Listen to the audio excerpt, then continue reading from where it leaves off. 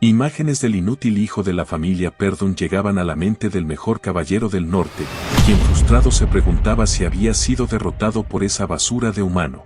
Ensangrentado y sin fuerzas, rodeado de llamas, escuchaba como alguien le decía que había puesto mucho esfuerzo en preparar esa trampa. La voz pertenecía a la imponente figura de un caballero que llevaba un hacha. Furioso, el caballero le preguntó al de la armadura si era Gisla y qué quería decir con trampa. También exigió saber si conocía sus planes de antemano. El caballero afirmó con calma, añadiendo que no era lo único que sabía, también estaba al tanto de cuántos eran, quiénes eran los espías y quién le había brindado refuerzos. Él lo sabía todo desde el principio. El viejo no lo podía creer, ya que siempre había sido un as oculto. Eufórico, iba a protestar, pero una patada le cerró la boca. Quitándose la máscara, el protagonista le dice que intente invadir cuantas veces quiera, que aún así él será quien gane la guerra la próxima vez y la siguiente, después de esa y de todas las que vengan. Eso es porque ya tiene todos los planes. Un año antes de todo lo que acabamos de ver, en el reino de Lutania, cerca de la finca Perdón, el protagonista despertó agitado, con el pulso acelerado. Llevó una mano a su cuello intentando procesar lo sucedido. Por un momento permaneció inmóvil y al sentir su propia respiración, una sola pregunta cruzó por su mente. ¿Estoy vivo? Pero eso no podía ser.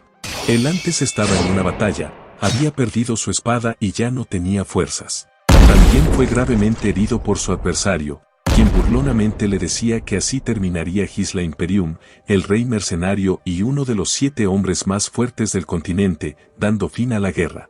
Este enemigo era Indun, también uno de los 7 más fuertes del continente, quien llevaba el título de noble caballero. Indun le preguntó sus últimas palabras al protagonista, pero este respondió que no tenía ninguna y que era una pena no haber podido cumplir su venganza.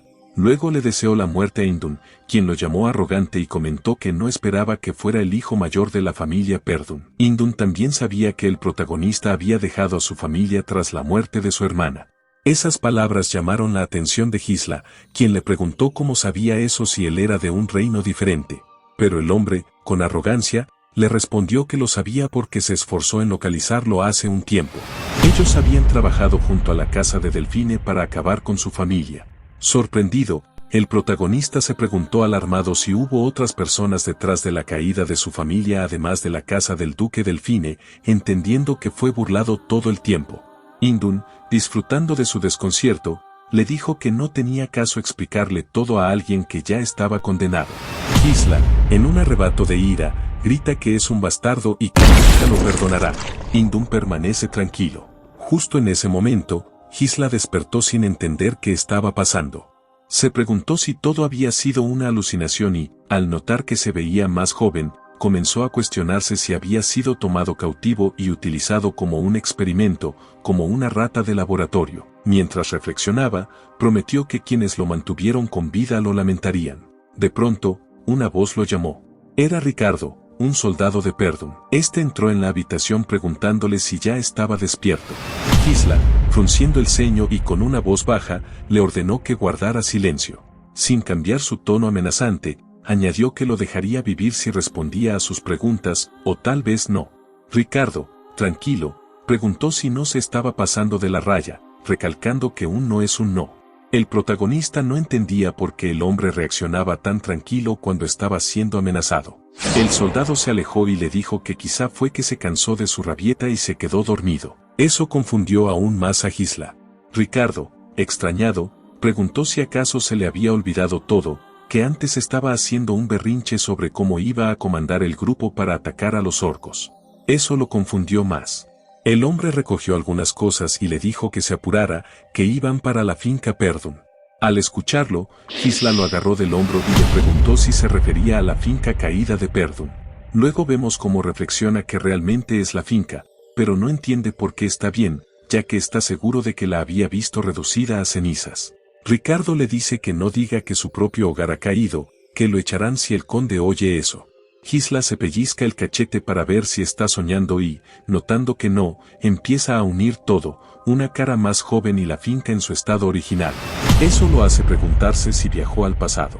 Recordando que en el pasado estaba resentido con su hogar, que la inmadurez nacida de sentirse inferior le trajo muchos problemas. A medida que pasaba el tiempo, más gente de la casa lo evitaba. No pudo soportar las críticas y se escapó de la casa. Varios años después de eso, se convirtió en mercenario, sobrevivió a innumerables batallas, desarrolló sus habilidades y se hizo un nombre. Luego volvió al condado de Perdun para compensar sus errores del pasado, pero su hogar ya había sido reducido a polvo. Cuando regresó, lo perdió todo. Pero ahora todo está frente a él. Toda la gente que apreció todavía está viva. Está feliz por eso, incluso quiere cantar una canción de alegría, pero sabe que es demasiado pronto para alegrarse. Mirando a Ricardo, recuerda que estaban allí para atacar a los orcos, y ese es un día que no puede olvidar. Es el día en que la mayoría de la gente del escuadrón de asalto morirá, ya que en su vida pasada había seguido al escuadrón de asalto de orcos en un intento de hacerse un nombre. En ese momento, el informe había dicho que solo había 3 orcos, por lo que pensó que sería bastante fácil para alguien como él, que no tenía experiencia comandando un escuadrón. Pero cuando llegaron al lugar, había más de 20 orcos y casi todos los soldados terminaron muriendo porque él había sido terco y quiso comandar el escuadrón. Ahora, en su segunda oportunidad, también quiere tomar el mando y todo debería ser diferente, pero el problema es si los soldados confiarán en él. Mientras está pensando en eso, un puesto de vigilancia sale volando y cae enfrente de ellos. Los soldados gritan que los orcos ya llegaron. Sorprendido, se pregunta si antes habían llegado así de rápido. Estos orcos están derrotando fácilmente a los soldados.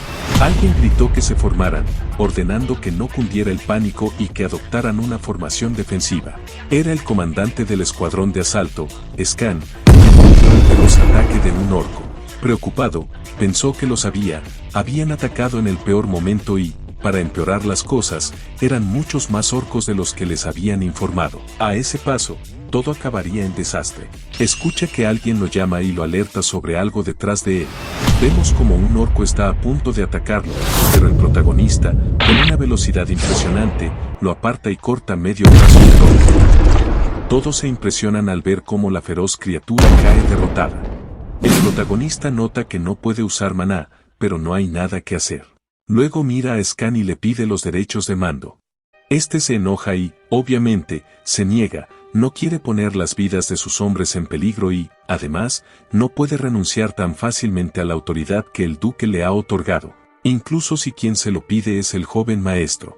El protagonista, aunque molesto, lo entiende, ya que si fuera él, también habría reaccionado de la misma manera si un idiota se acercara a pedirle los derechos de mando. Otro orco aparece y es Jovan quien se pone al frente, diciéndole a Gisla que aún es muy inexperto para liderar las tropas.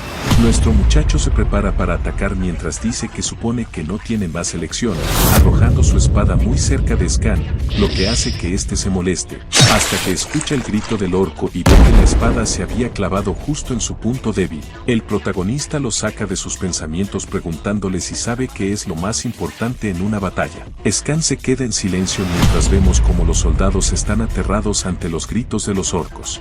Entonces, Gisla le dice que no hay esperanza de ganar una batalla cuando sus tropas están llenas de miedo, y que lo que necesitan es ganar impulso. Saliendo disparado, toma su espada y da un gran salto, aterrizando encima de un orco y acabándolo mientras todos lo miran asombrados. Sacando su espada de la cabeza del orco, les dice que vayan hacia él. En medio de un grito de guerra, les promete que acabará con todos los orcos, atacando de frente a las criaturas. Scan, asombrado, se pregunta si está soñando, ya que incluso como usuario de maná le sería difícil hacer algo así, cuestionándose cómo ese joven flacucho lo está logrando. Ve que, aunque está cansado, el joven maestro está usando el más pequeño de los movimientos para esquivar los ataques y su habilidad con la espada para golpear en los puntos débiles de los orcos, como un verdadero maestro de la espada, o incluso algo más grande. Gisla provoca aún más a los orcos y logra que todos lo sigan. Los soldados, viéndolo correr, creen que está huyendo y piden la opinión del comandante. Scan se pregunta qué demonios está pensando, recordando que Gisla había corrido hacia el grupo de orcos para llamar su atención, lo cual estuvo bien, pero ahora huir no tiene sentido, y menos en dirección a un acantilado. Es ahí donde se da cuenta del plan del protagonista, así que le pide a las tropas que levanten un muro de escudos y sigan al primer hijo. El protagonista está seguro de que Scan se dará cuenta de sus planes si es un comandante habilidoso. Aunque preferiría rebanar a todos los orcos él mismo, sabe que con la resistencia que tiene ahora no sería posible. Los soldados llegan justo a tiempo y, al darse cuenta, el protagonista salta hacia el acantilado, dando la señal para empujar a los orcos, consiguiéndolo con éxito. Luego, Scan ve cómo se sostiene de su espada, y ambos intercambian una mirada de aprobación. Cuando lo va a ayudar a subir, el protagonista se queda sin fuerzas y cae. Una voz lo llama, es la voz de una chica.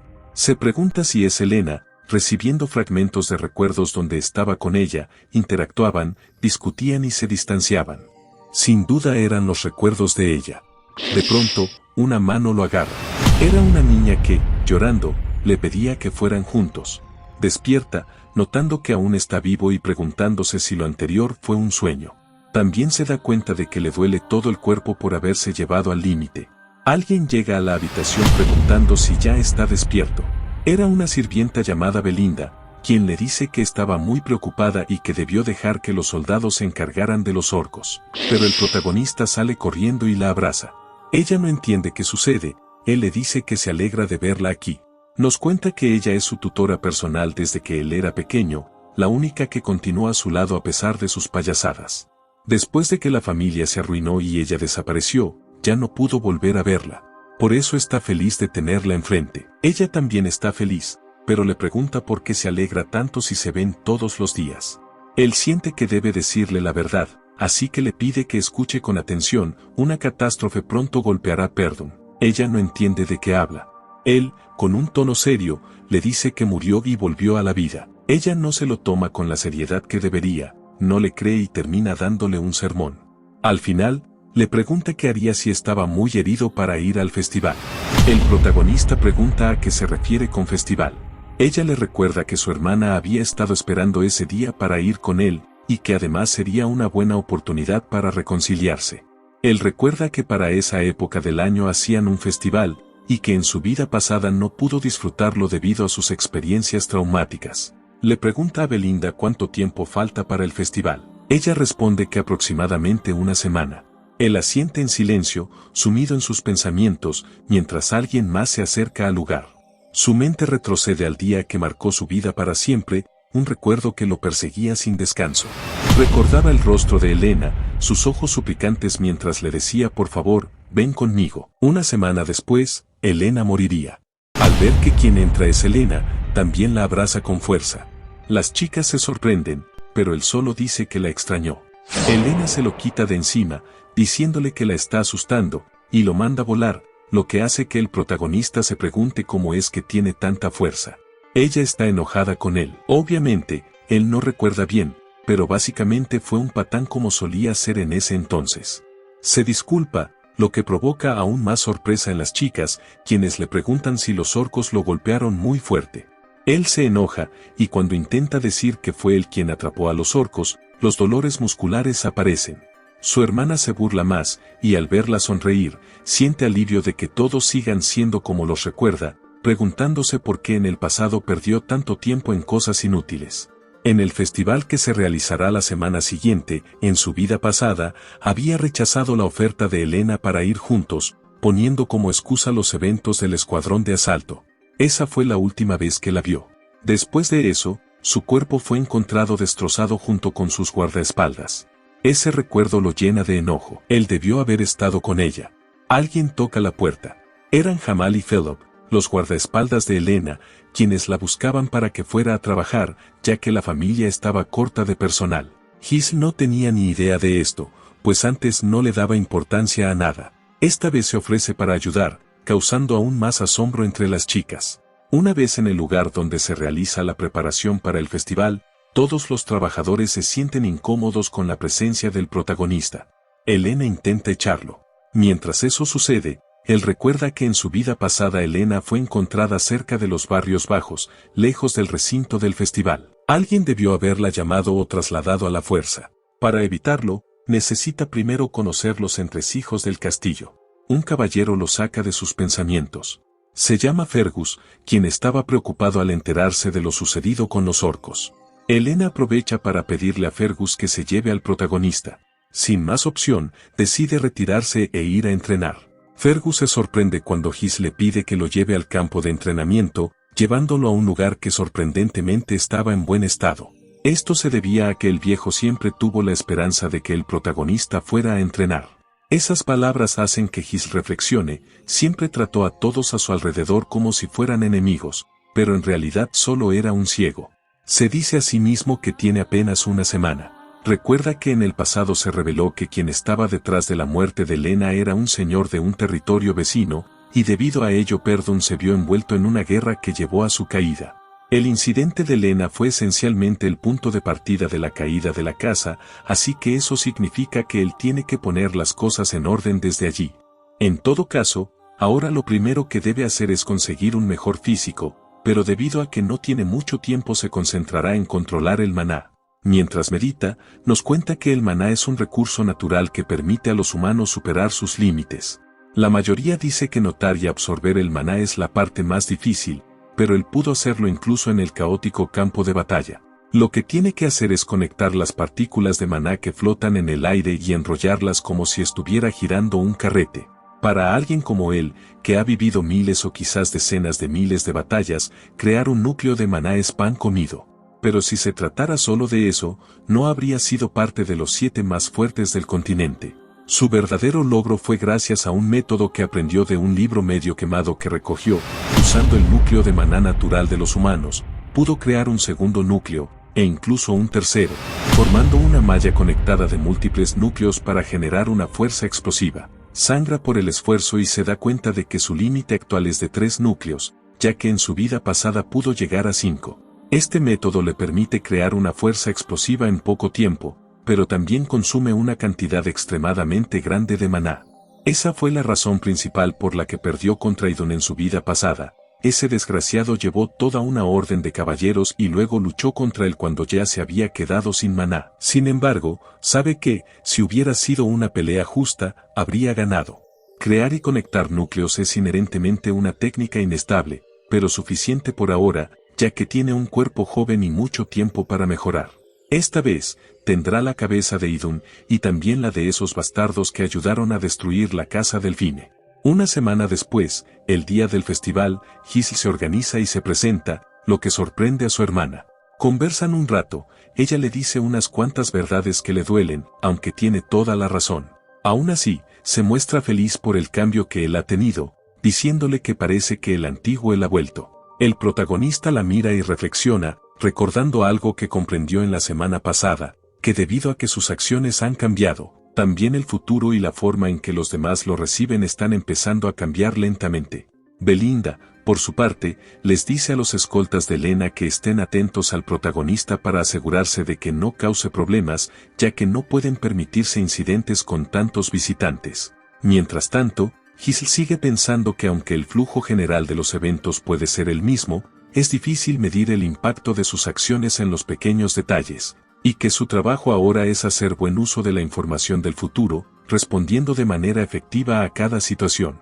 Por ahora, sus preparativos están completos. Durante el festival, aunque alerta, acompaña a Lena, quien se está divirtiendo, aunque le parece un poco aburrido que todo sea igual que en años anteriores. Por su parte, el protagonista está pensando que el festival casi termina y no ha sucedido nada, preguntándose si será porque él está acompañando a Elena.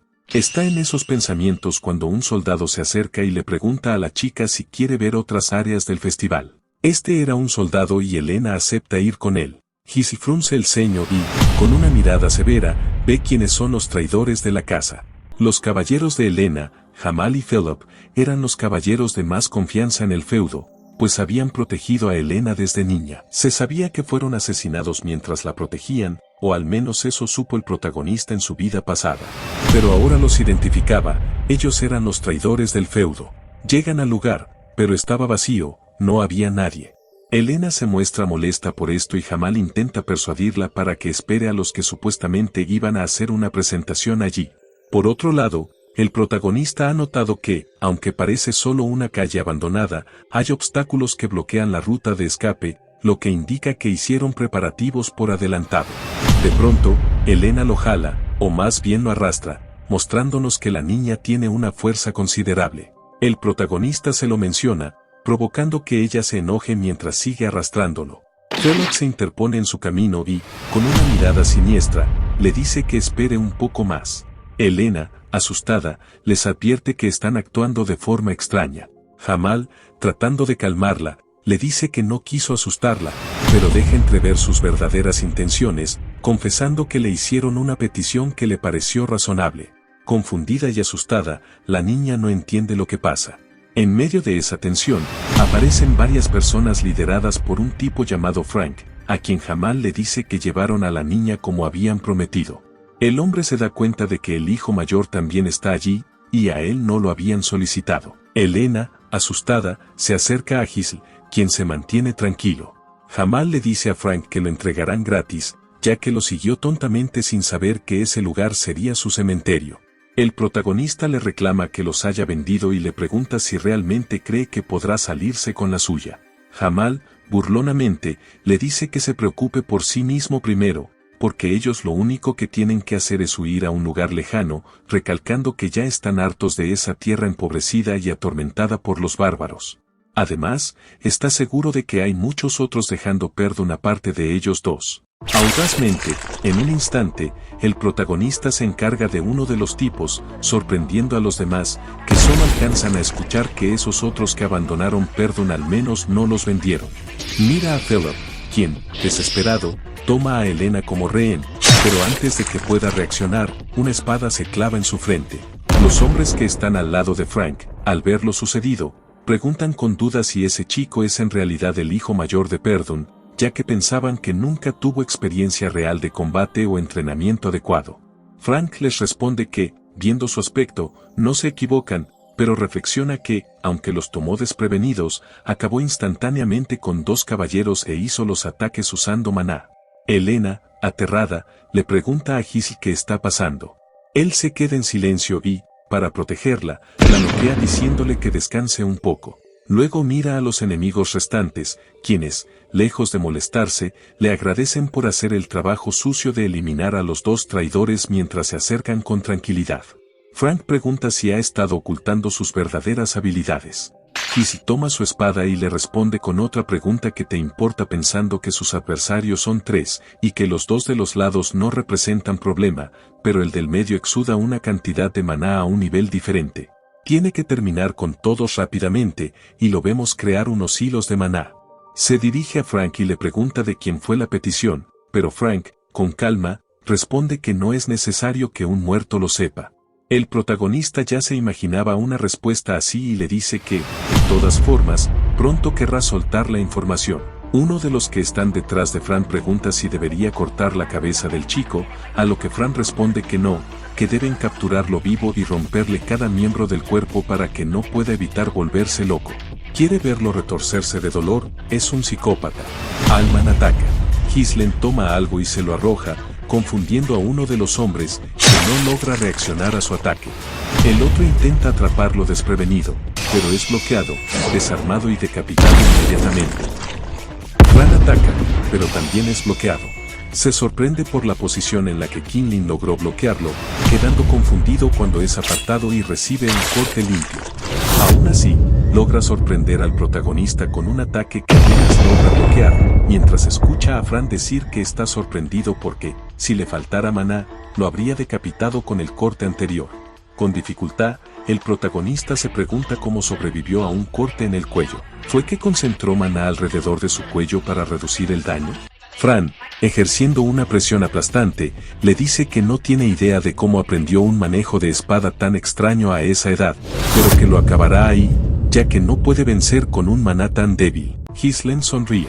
Esto sorprende a Fran, que es apartado y recibe una patada en la cara, aunque no parece haber recibido mucho daño. Lo dice, ya que tiene más maná que el protagonista.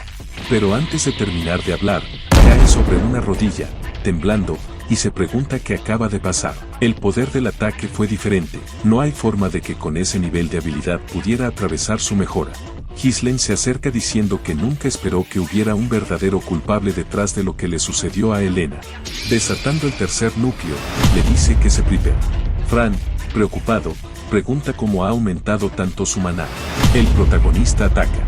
El hombre cree que es rápido, desbloquea, aunque sus manos se entumecen solo de detener los golpes. Sigue pensando que no importa cuánto maná uno saque, usualmente tiene un efecto limitado. Nunca ha oído hablar de un método que aumente el maná tan explosivamente. Viendo al protagonista, cree que es como si se hubiera convertido en una persona diferente, y justo ahí su espada es destrozada. Recibe una herida, luego es atravesado e inmovilizado. Ghislaine le dice que terminen la conversación de antes, preguntando una vez más quién fue el que pidió todo eso. El hombre no piensa caer tan fácilmente, al menos quiere llevarse a la joven Perium con él. Intenta arrojar una pequeña daga, pero es inmovilizado por los hilos de Ghislaine, quien le pregunta si está interesado en un trato, que no intente nada inútil, responda sus preguntas y envainará su espada. Fran, desesperado y sin poder moverse, se pregunta si los hilos fueron creados con maná y cuándo los hizo. El protagonista, moviendo su espada, le dice que está seguro de que alguien de su calibre sabría cómo curarse, aunque eso no importa si destruye su núcleo de maná. El hombre se alarma al sentir cómo su maná se dispersa. Entonces se le grita si está loco, que un movimiento en falso y el flujo de maná podría causar una explosión y volar toda la zona. Le preguntan si está planeando autodestruirse. El protagonista, con confianza, le dice que eso es para los inexpertos, que él puede manejarlo. Fran, viéndolo, entiende que no está bromeando, solo ve la muerte en sus ojos. Por eso, desesperado, revela que fue el conde de SMM quien le pidió hacer todo eso, que le dijo que necesitaba un pretexto para comenzar una guerra con la familia Perdón y la familia de Garn. Ghislaine toma la información, pensando que en su vida pasada ese tipo de trabajo subterráneo se dejaba para las familias aliadas con la ducal. Se pregunta cómo es que el duque Delfines se atreve a orquestar esas tonterías sin siquiera ocultarse entre bastidores. Regresando con Fran, le pregunta si es por eso que intentó acabar con Elena. Él responde que sí, y que le gusta más la espada. Reclama que eso es diferente a lo que le habían dicho, pero con una sonrisa, el protagonista le dice que él ha acabado con muchos en su época y, aún así, se asusta cuando. Aún así, el hombre se ríe y le dice que nada cambiará aunque lo elimine, porque ya ha terminado el trabajo en de tarde y nadie escuchará las excusas de un gamberro como el protagonista. Perium caerá debido a la guerra. Ghislaine le cierra la boca y le dice que renació después de morir, así que esta vez será diferente. Destruye el núcleo del hombre y lo manda al cielo, creando fuegos artificiales. El lugar es un desastre. Mira a Elena, que está bien, y respira aliviado, hasta que su cuerpo le pasa factura. Piensa que explotar 3 núcleos no era un problema en absoluto cuando era el rey mercenario, pero aún así se levanta porque no caerá así de fácil. Entra en la casa donde estaban los tipos y encuentra 2 cuerpos. Ya sabía que, en su vida anterior, habían encontrado otro cuerpo además del de Elena, y de acuerdo con lo que dijo ese tipo antes, se trata del hijo de Degarde. La escena muestra que fue silenciado junto con su caballero escolta, y deduce que esa era la manera en que planeaban incriminar a los Perdón por la eliminación de Elena. En el momento en que eso se revele, habrá guerra, por lo que decide borrar la evidencia. Toma a Elena y se marcha. Nos damos cuenta de que alguien estuvo observando todo desde la distancia. Un tiempo después, vemos a varias personas reunidas en una mesa redonda, recibiendo un informe de quien vigiló el incidente anterior. Dicen que todo fue un fracaso, que enviaron a caballeros de la guardia, así como a Frank, el mejor que tenían, y ni siquiera pudieron encargarse de una sola chica. El informante les dice que todo fue culpa de Ghislaine Perium, pero nadie le cree. Incluso uno comenta que está seguro de que Ghislaine es un pedazo de basura inútil y pregunta si en serio lo está usando como excusa. El hombre insiste en que era completamente diferente a la información y rumores que tenían de él, recordando su tenacidad y cómo, con gran habilidad, se encargó de todos por su cuenta. Parecía una persona completamente distinta. También dice que ya han arreglado las cosas con Degarde, así que no tendrán problemas para iniciar la guerra territorial. Por eso, pide otra oportunidad para arreglar el asunto en Perdón. Los de la mesa solo quieren eliminarlo y protestan hasta que alguien los calla. Esta figura imponente le pregunta al informante qué tipo de oportunidad quiere. El hombre, asustado, afirma con fuerza que él mismo se deshará de Ghislaine Perium, haciendo que ocurra un duelo de manera natural, y que ya tiene a alguien en mente, Canelges, alguien famoso por su esgrima basada en la fuerza. A pesar de su corta edad, es el epítome de la fuerza, por lo que puede decir con firmeza que no hay nadie en el norte que sea rival para él. Y como Canel es primo de Gisla, no será un problema hacer que se encuentren. El hombre acepta el plan del informante, pero le advierte que si falla de nuevo, no habrá una próxima vez. En el castillo en la sala de entrenamiento, Fergus va a informar al protagonista que ya es hora de comer. Se impresiona al ver cómo un hilo de maná se extiende hacia una espada y la conduce hasta la mano de Gisla. Este ni siquiera había notado la presencia de Fergus. Luego lo saluda y el viejo le pregunta cómo hizo eso con la espada. Él explica que fue con un hilo de maná, y luego reflexiona que en su vida pasada lo usaba todo el tiempo, pero que con su nivel actual, la habilidad necesita implosionar su núcleo para poder usarla como antes. Eso se debe a la falta de maná, pero si solo crea un hilo para usar menos, no tiene problemas con ello. El viejo está impresionado y se pregunta cómo es que se le ocurren esas cosas, ya que antes ni sabía usar maná ni entrenaba. Dejando eso de lado, le agradece a Gisla por proteger a la joven dama. Este le dice que solo hizo lo que tenía que hacer, y se van a comer. Pasaron unos días después de eso, y pospusieron el festival por obvias razones. Después de todo, fueron unos caballeros quienes intentaron secuestrar a Helena, a quien vemos algo molesta porque nadie le cree cuando dice que fue su hermano quien la salvó. Le dicen que debería ir él mismo a contarles, pero él cree que tampoco le creerían.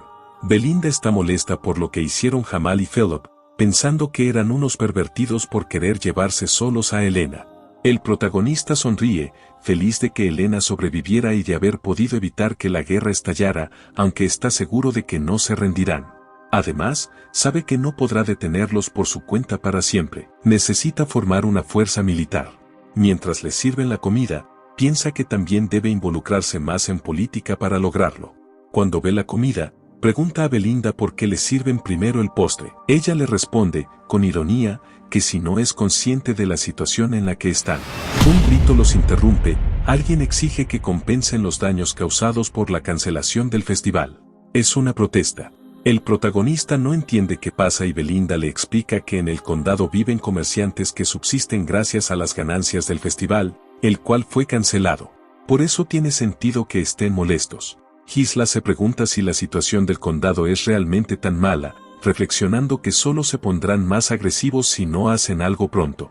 Entonces le dice al viejo Fergus que envíe soldados para calmar a la multitud. Pero Fergus le responde que no hay ni un solo soldado disponible, ya que todos fueron enviados a la selva de monstruos para ayudar con la reconstrucción tras la incursión de los orcos. Nos enteramos de que Perdón está básicamente en guerra eterna, por un lado con los bárbaros del norte, y por otro con la selva de monstruos, donde pueden ser atacados por criaturas en cualquier momento. Frustrado porque no tiene ni dinero ni soldados, Gisla lleva a Belinda a una esquina y le pregunta si ella administra su dinero, pidiéndole que lo use para calmar a los comerciantes. Pero ella, muy animada, le dice que no hay nada. Él le pregunta la razón, a lo que ella responde si acaso lo olvidó. El conde le cortó la mesada porque gastaba el dinero como agua. En su mente, Gisla se da cuenta de que no tiene dinero para nada, que está arruinado. Le pide a Belinda que le preste, pero ella tampoco tiene nada. Al hombre no le queda más que sentarse a pensar, porque sin siquiera una mínima cantidad de dinero, no puede hacer nada, aunque tenga conocimientos del futuro. Lo primero que necesita es dinero. De repente, alguien corre hacia él y lo llama desesperado.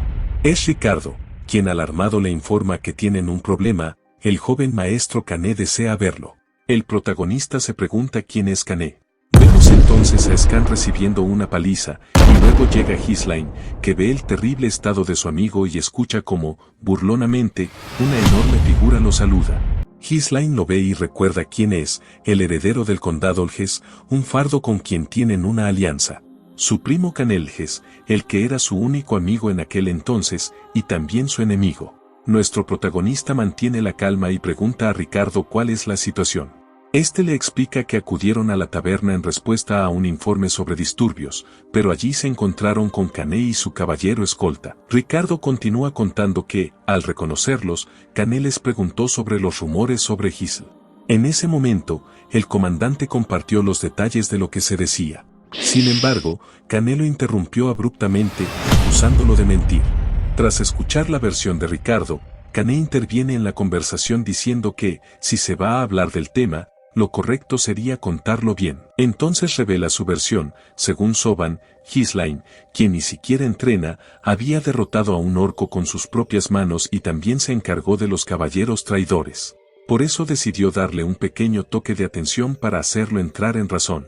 Acercándose al protagonista, Kané le dice con una sonrisa maliciosa que eso no habría pasado si no hubiera mentido desde el principio. Ghislain lo observa con una mirada fría y, mientras lo analiza, piensa para sí mismo que ese es el tipo de persona que es, siempre lo ha tratado como si fuera su subordinado. Cada vez que visitaba Perdu, siempre creaba un lío. Pero incluso después de causar problemas, nadie podía decir nada porque, básicamente, él era el subordinado, y nadie menospreciaba a Kané. A diferencia de él, que siempre estaba lleno de un complejo de inferioridad. Por otro lado, la confianza y el comportamiento audaz de Kané eran alabados como cualidades propias de un heredero. Aunque, justamente por eso, también era más criticado. Kané nota que el protagonista está diferente, reflexionando que, normalmente, ya habría cargado contra él por tanta provocación. Unas horas antes, en el condado del Ges, Kané preguntaba si le estaban solicitando deshacerse de Gisl, a lo que el informante respondió que, si tenía éxito en esa tarea, su señor apoyaría a la familia Ges. Entonces Kané comentó que no era difícil lidiar con él, pero aún así Gisl seguía siendo el heredero de su tierra, por lo que preguntó cómo se suponía que iba a eliminarlo. El informante sugirió atraerlo a un duelo, haciendo que todo pareciera un desafortunado accidente, como una simple disputa entre herederos. Además, le aseguró que lo acompañaría como su caballero escolta, orquestando todo para que no hubiera necesidad de preocuparse. Con malicia le comentó que sería una oportunidad poco común incluso para él. Kané respondió que nunca pensó que tendría que acabar con su propio primo, pero con una sonrisa añadió que fueran de inmediato. En el presente, Kané mira de reojo al informante y se pregunta si quieren eliminar a Gisl porque hay algo cambiando en él. Sonríe, comenzando su plan, y le pide al protagonista que lo reciba. Al parecer, ellos solían divertirse con fiestas. Gisl se queda pensando y recuerda a qué se refiere. Kané siempre le pedía que preparara alcohol y mujeres cada vez que iba a Perdu. Con desánimo nos cuenta que accedía a esas peticiones porque no quería que le pegara, y por su culpa tuvo que malgastar su preciado dinero. Recuerda lo que le dijo Belinda antes de que le cortaran la mesada. Por malgastador, y se le ocurre una idea. Kané había sido su fuente de gastos todo ese tiempo. Kané lo saca de sus pensamientos y le exige las cosas, pero Gisl, mirándolo fijamente, le pregunta si no tiene una deuda que pagarle. El informante no entiende, al igual que Kané, así que Gisl le explica que él se ha estado encargando de todo lo que le pedía que preparara con su propio dinero, así que quiere que se lo devuelva. Se conformará con 1000 de oro de capital más intereses. Kané replica que no debía haber gastado tanto y que lo hizo como una muestra de agradecimiento por su amistad, que eso era una cuota de amistad. Gisl responde que amigo es una mentira, más bien ha sido su sirviente durante mucho tiempo. Mirándolo con autoridad, le exige que se lo devuelva antes de que le dé una paliza, ya que necesita mucho dinero. Todos se quedan en silencio y Ricardo está asustado. Kané se pone de pie, diciendo que si se está haciendo el valiente es solo porque ha sido indulgente con él.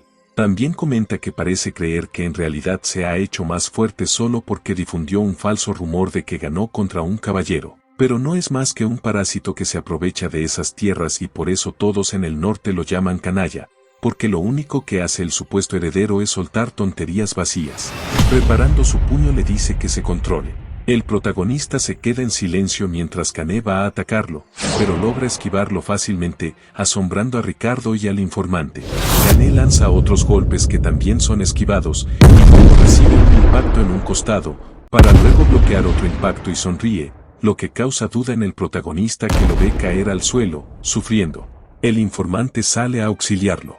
Gisl le dice que se levante y deje de quejarse, que él sabe que bloqueó ese último golpe. El informante le dice que se mantenga alejado, que cree que está haciendo. Los espectadores también hacen comentarios sobre que lo acaba de golpear. El protagonista nota algo extraño en la situación y no puede evitar sonreír al entender lo que estaban intentando hacer. Kané no había sido herido, todo era un acto cuidadosamente planeado. El informante también había cumplido su papel para que la escena pareciera culpa de Gisl. Mete la mano en su chaqueta mientras recuerda las palabras del informante, que si lograba eliminar a Gisl, su señor apoyaría a la familia Elges. Una sonrisa maliciosa asoma en su rostro. Este era el momento perfecto para bloquear el avance de Perdu, una potencia que ya se encontraba en plena decadencia. Saca su guante, listo para arrojarlo y desafiar a Gisl a un duelo. Pero antes de que pueda hacerlo, un guante impacta contra su rostro. Era el protagonista, que lo había retado primero. Por un momento, Kané se queda sin palabras mientras escucha a Gisl declarar que lo había insultado públicamente al heredero legítimo frente al pueblo de Perdu. Además, le recuerda que había agredido a su caballero, manchando la dignidad de la nobleza. Con mirada severa, Gisl sentencia que no puede negar lo ocurrido. Kané lo observa en silencio, su expresión se oscurece hasta que, de repente, comienza a reír. Entre carcajadas, le dice que siempre supo que era estúpido, pero jamás imaginó que lo fuera tanto como para cavar su propia tumba aceptando el duelo. Desenvaina su espada y le advierte que no se arrepienta, incluso si eso significa morir. Ghislain lo observa fijamente y sonríe.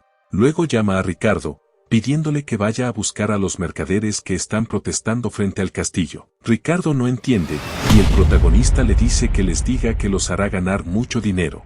El festival fue cancelado y la atmósfera, que había alcanzado su punto máximo, se enfrió de repente, dejando atrás algunos turistas que deben estar en un estado de convulsión incompleta, ya que no pueden gastar su dinero ni su tiempo en tal situación. Si se llevara a cabo un evento para calmarlos, Gisl y Kané llegan a la arena. Todos están animados, haciendo sus apuestas, felices porque creen que por fin le darán una paliza al protagonista. La mayoría está apostando a que pierde. En el lugar del combate, Kané está molesto porque Gisl convirtió el duelo en un mercado. También deja claro antes de empezar que su espada no se detendrá, aunque Gisl se rinda. El protagonista solo lo mira, entendiendo que eso es lo que estaban buscando, y al ver que ya hay bastante gente reunida, decide que ya es hora de comenzar. Pero alguien los detiene. Es el informante, quien dice que no cree que se pueda llevar a cabo una apuesta adecuada a ese ritmo. Todos se dan cuenta de que nadie apostó dinero por el protagonista. Esto es porque creen que él no tiene oportunidad. Kané se burla de eso, y un soldado llega proponiendo que cambien el contenido de la apuesta a cuánto tiempo puede soportar Gisl contra Kané. Este es Scan, que apuesta su dinero por el protagonista, sacándole una sonrisa. Después, alguien pone más dinero en la mesa. Es Helena, que también apuesta por su hermano. Esto llama la atención de todos, pero ella está decidida, a pesar de que Belinda le dijo que apostara en contra. Sin más, se prepara para pelear. Burlonamente, le dice a Kané que ataque primero, ya que él es mayor y no quiere hacer el primer movimiento porque sería un poco extraño. Desenfunda su espada, diciéndole que vaya hacia él. El grandulón le pregunta si no cree que es demasiado tarde para que actúe como el mayor, lanzándose con ferocidad. El protagonista bloquea y escucha como Kané le dice que ya ha caído demasiado bajo para salvar las apariencias, haciendo un par de ataques que el protagonista esquiva. Los espectadores, al ver lo fuertes que son los ataques de Kané, creen que el protagonista no aguantará ni un solo golpe. El grandulón lo mira con descaro, aunque Ghislain está tranquilo. Helena también observa con calma, pero Belinda cree que deberían detenerlos. El informante, con una sonrisa, piensa que ya es tarde, pues no importa quién sea el oponente, en el momento en que deciden cruzar espadas con Kané, ya están atrapados. Esto es porque el grandulón tiene un inmenso poder, y su oponente se consume en la idea de que no tiene oportunidad de contraatacar. Usará toda su energía únicamente en evadir, quedando exhausto. Así dejará una apertura y encontrará su final. Kané siempre ha ganado de esa manera. Regresando a la pelea, el protagonista esquiva todos los ataques. Kané le dice que es bastante escurridizo y comenta que parece que sí ha mejorado. Toma su espada como un bate e impacta al protagonista, quien bloquea, pero aún así es mandado a volar, asustando a todos. Kané cree feliz que ya se acabó, que Ghislain perecerá en el aire. Pero el protagonista usa maná, y al caer le dice a Kané que quería ir despacio con él, pero ha cruzado la línea. Ataca rápidamente, dejando al grandulón confundido. El informante se pregunta si el protagonista alcanzó un estado estable al concentrar maná en sus piernas. Gisl respira y le dice a Kané que su esgrima es ignorante, que debió pensar que era el más fuerte solo porque el oponente se asustaría si mostraba un poco de su fuerza. Tomando una elegante postura, le dice que le abrirá los ojos. Estas palabras enfurecen al grandulón, que ataca desesperado. Ghislaine desvía el ataque y, con un hábil movimiento, esquiva y hace 3 cortes. Kané responde con una estocada, pero el protagonista le pisa la espada y realiza un 4.º corte, dejando al grandulón de rodillas y a todos los demás en silencio, asombrados. Comienzan a decir que el protagonista ha mejorado mucho, también están asustados porque apostaron en su contra. Elena y Soban están orgullosos, Belinda algo asombrada, y hasta Pecueca está asustado. Kané mira los cortes, viendo que son heridas superficiales, aunque podrían haber sido más profundas. Se pregunta si las hizo a propósito. También se pregunta cómo es que tiene tal nivel de esgrima. El protagonista lo mira y arroja su espada, diciendo que tal brecha en habilidades no proporcionará suficiente entrenamiento, por lo que a partir de ahora peleará a puño limpio. Esto hace que el grandulón se enoje más, pero el protagonista continúa comentando que debería usar esta oportunidad para educarlo con sus nudillos desnudos. ¿Educarme es lo que pregunta Kané, mientras ve cómo el protagonista se le acerca arremangando las mangas de la camisa, diciéndole que sí, ya que parece que no es rival para él en el manejo de la espada. Se permitirá una desventaja, peleando a mano limpia, en lo que el grandulón destaca. Pero a cambio, apostará 2000 de oro más el doble de la cantidad inicial. La gente que lo escucha se cuestiona. El informante, que se estaba preocupando, sonríe pensando que es un demente por atreverse a retar a Kané a puño limpio, y nunca pensó que vería el día en que estaría agradecido por su locura. Cree que la fortuna sigue de su lado. Rino pide que hagan sus apuestas, diciendo que el contenido ha cambiado a pelea a mano limpia, Kané contra Ghislaine. Muchos apuestan por Kané y algunos se arriesgan por el protagonista. El grandulón se prepara, pero toma su espada porque sí la usará. Belinda le grita idiota al protagonista y le dice que también coja su espada. Mientras tanto, Kané lanza una estocada que el protagonista esquiva, y con un rápido juego de pies le da un puño en la pierna y otro en la mandíbula, haciendo que el grandulón caiga sin entender cómo puede Ghislaine mostrar tales movimientos. La gente grita emocionada por lo que acaban de ver. Incluso creen que el protagonista podría ganar. Por su parte, él le dice a Kané que se levante, ya que ni siquiera han empezado. Este ataca nuevamente mientras piensa que ni siquiera podía mirarlo directamente a los ojos, hasta ahora. Solía inclinarse por su cuenta cada vez que él aparecía, y ahora siente que debe eliminarlo para asegurar el futuro de su familia. Pero no ha podido hacer nada, solo está recibiendo una paliza. Hecho trizas, se pregunta por qué. El protagonista lo toma de la cabeza diciéndole que le da pena por su padre, ya que el cóndelges ayudó a Perdón hasta que estuvo al borde de su desaparición, solo porque era su amigo. Sin embargo, su hijo tenía una idea diferente en mente. Al escucharlo, Kané recuerda algo de hace unos años, cuando reclamaba a su padre por enviar apoyo a Perdón, diciéndole que aunque fuera amigo del conde Perdón, ellos también la estaban pasando mal. Le preguntaba por qué seguía invirtiendo en una tierra que se estaba marchitando, comparándolo con echar agua en un cubo agrietado. Le pedía que no se fuera, que todos intentaban detenerlo, pero aún así seguía insistiendo en ayudar a Perdón. Su padre solo le decía que era porque eran amigos, y no había otra razón. Regresando al presente, ve cómo Ghislaine no va a atacar y solo cierra los ojos esperando el impacto, pero este no llega. En cambio, escucha las palabras del protagonista, que le dice que eso debería haberlo educado lo suficiente, extendiéndole la mano y pidiéndole que se levante. Él admite su derrota, asombrando a todos, y Elena está feliz. Por otra parte, el informante corre hacia Kané furioso porque éste se rindió, pero Kané ya lo decidió, perdió. Esto desespera más al hombre. El protagonista lo ve y se le acerca, diciéndole que tiene que hacer lo que tiene que hacer.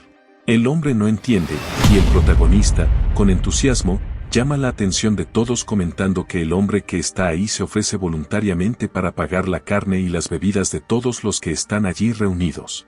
Esto hace que el hombre se altere, replicando que no está de acuerdo con eso, exclamando que retire esa declaración, hasta que el protagonista le pone la mano en el hombro, diciéndole que ese es el precio por haber perdido el duelo, y por lo menos deberá pagar esa cantidad. Deja en claro que no se deducirá de la apuesta, ejerciendo presión. También le recuerda que debe añadir 2000 de oro a la apuesta que originalmente fijaron en 1000 de oro. Liberando su intención asesina, le advierte que si corre, ya sabe lo que pasará. Aterrorizado, el hombre afirma que entendió. Al día siguiente, en el castillo, Ghislaine ve el oro que ganó, pensando que podría contratar a un pequeño número de mercenarios con esa cantidad de dinero. Pero aún necesita más y no tiene mucho tiempo, porque para realizar el negocio que tiene en mente, necesita prepararse más rápido. Mientras está pensando, llegan Elena con Belinda, algo sonrientes, por lo que él les pregunta qué se les ofrece con una amabilidad extraña. Elena le pregunta dónde piensa gastar ese dinero. Al verla tan extraña, él le pregunta si quiere un poco, y la pregunta de Elena la responde Belinda, diciendo que es obvio dónde lo usará. Este comentario hace que el mismo dueño del dinero tenga curiosidad, escuchando cómo Belinda dice que pronto es el cumpleaños de Lady Amelia. Sonrojándose, ella afirma que hizo todo un espectáculo porque quería comprarle un regalo muy caro, que él es muy transparente. El protagonista se queda en blanco. Elena, con desagrado, le dice que hacer todo eso solo para quedar bien con su prometida, pero nuestro muchacho, desconcertado, solo se pregunta, ¿tengo una prometida? Con un tono más serio, les pregunta a las chicas si tiene una prometida, y Elena le dice que están hablando de Amelia, del condado de Rhodes. Él recuerda, y la imagen de una tarántula en sus redes le llega a la mente. Esa chica es una noble entre nobles, conocida por su naturaleza noble y sus acciones sin importar el estatus, ganándose el profundo apoyo de la gente de su territorio. Sin embargo, más tarde incitaría una rebelión y llegaría a ser conocida como la Bruja del Norte. Se uniría al ducado de Delfine para clavar el último clavo en el ataúd de Perdon. Con furia, el protagonista nos revela que es una traidora, pero sonríe y procede a preguntar cuándo llegará su padre, a lo que Belinda le dice que tal vez en una semana. El protagonista cree que es tiempo suficiente y se pone de pie diciendo que visitará el condado de Rifal. Belinda no entiende por qué, y él le dice que es para sacarles dinero. En otro lugar, vemos a una elegante y hermosa chica ofreciendo sus zapatos a una niña que está en un estado terrible. La chica comenta que si alguien debe estar descalzo en sus tierras, debe ser ella, ordenando que se les proporcione comida y refugio a las personas del lugar. Esto hace que la gente se sienta profundamente agradecida, considerándola una persona bondadosa. Después de eso, en el condado de Rifal, en su jardín, le están limpiando los pies mientras la alaban por su trabajo. Quien lo hace es su caballero escolta, Bernard. Ella, mientras acaricia a su gato, le comenta al hombre que su padre siempre exigía obediencia absoluta a la gente de su territorio, pero que la gente común siempre seguirá a quienes los mantengan calientes y bien alimentados. Bernard le dice que con lo que hizo antes ha ganado el corazón de la gente, por lo que todo sin duda resultará favorable en su futura competencia por la sucesión. Ella lo mira y le pone el pie en el rostro, preguntándole qué pasó en el duelo contra la mejor espada del norte. Bernard se disculpa diciendo que lo hizo para evitar atención innecesaria, ya que si salía victorioso, la gente podría empezar a fijarse en ella, y aún no era momento de mostrar las garras. Acariciándole el pie, le dice que su espada le pertenece, y se lo besa. Ella afirma que, después de todo, ha invertido mucho para criarlo. Tomándolo de la barbilla y mirándolo fijamente, le dice que no puede ser débil, y procede a preguntarle cómo van las cosas con los mercaderes. Bernard responde que, si se refiere al gremio de mercaderes de Arun, no necesita preocuparse, ya que todos los materiales utilizados para la reconstrucción del puesto de avanzada del Bosque de las Bestias, que recientemente fue medio destruido por ataques de orcos en Perdon, están siendo comprados a través de sus gremios de mercaderes. En esencia, están recuperando todos los fondos de apoyo que el conde Refer envía a Perdon cada año. Además, están reclutando a todos los soldados y caballeros que han abandonado Perdon. Muchos de ellos están bien entrenados en batallas contra las tribus bárbaras, por lo que son de excelente calidad. Ella está conforme con esto y pide que mantengan las apariencias de un gremio mercantil ordinario y sean meticulosos, porque no pueden dejar que su verdadera identidad sea descubierta hasta que hayan construido completamente sus fuerzas. Un mayordomo llega. Bernard lo recibe. Este informa que el joven Lord Ghislaine de Perdon ha ido de visita. Esta noticia hace que Amelia pregunte por qué ha ido allí ese cretino. Al escucharla, el mayordomo, con temor, comenta que el protagonista dijo que tenía algo que discutir sobre el gremio de mercaderes. Esta noticia altera a la pareja. Luego, en la sala de visitantes, el protagonista está frente a la chica y la saluda con descaro. Ella no oculta su cara de desagrado, y su gato tampoco. Luego dice que es bastante desagradable que haya ido sin previo aviso, preguntando si aún no ha aprendido de etiqueta y modales. Con una sonrisa, el protagonista le dice que pronto será su cumpleaños, así que pasó a darle un regalo por adelantado. Pone una flor en la mesa y continúa comentando que la recogió en uno de los gremios de mercaderes en el camino, que su fragancia es elegante y que piensa seguir comprando flores allí de ahora en adelante. Luego pregunta cuál era el nombre, para después mirar fijamente a la chica y decirle que se llamaba Gremio de Mercaderes de Artium. Ella se pone de pie diciendo que no está segura de qué está tratando de decir, pero que como ya ha recibido su regalo, se va a marchar. Se despide, pero el protagonista la llama y, con autoridad, le dice que se siente. La chica siente la presión y se pregunta si es el mismo tipo que solía retorcerse y apenas era capaz de hablar cada vez que se ponía delante de ella. El protagonista, mirando su té, le dice que vayan directo al grano, necesita dinero ahora mismo, que le dé 10,000 de oro. Ella lo mira con duda y procede a decirle que la visita de la nada y ahora está pidiendo una suma tan grande a su prometida, y pregunta si debe tomarlo como la voluntad del conde de Perdún. Él le dice que su padre no tiene nada que ver con eso y que solo se lo dé, y con una mirada fría pero con una sonrisa le hace saber que sabe que ella no planea casarse con él. Botando el té, ella se molesta más, y él continúa diciéndole que tome a ese caballero escolta y que, si se convierte en la señora de esas tierras, eso podría ser más que posible. Pero antes de eso, si se corre la voz en Rifal, donde la lucha por la sucesión es feroz, de que está acumulando en secreto. La chica lo interrumpe, nombrándolo, y con frialdad le dice que no debería decir algo así ni siquiera en broma. Mirándola fijamente, él le dice que no se preocupe, que lo mantendrá en secreto por un tiempo, pero, por supuesto, puede que no guarde esas palabras. Sale de esa habitación con las manos vacías, y ella, sosteniendo la mirada y con serenidad, dice que eso no pasará. Llamando a Bernard, que entra inmediatamente y saluda al protagonista, quien lo mira de reojo pensando que ese es el tipo que siempre ha permanecido al lado de Amelia y un individuo hábil que posee el potencial para ser comparado con la mejor espada del norte en su momento. El protagonista, mirando al escandaloso gato, solo dice que si él pereciera allí, podría estallar una guerra, preguntándole si están seguros de que pueden manejar eso. Ella, sin dudar, responde que por supuesto, que dirá que un rufián irrumpió de repente causando el caos, por eso fue eliminado por la mano de su caballero escolta. Eso es lo que el mundo oirá sobre su muerte. Y, poniendo esta cara sádica, ordena a Bernard que lo elimine, quien sin dudar saca su espada para cumplir con la orden. El protagonista, serio, piensa que así es como ella quiere jugar. Entonces no le da más remedio que ponerse un poco serio, tomando su espada también.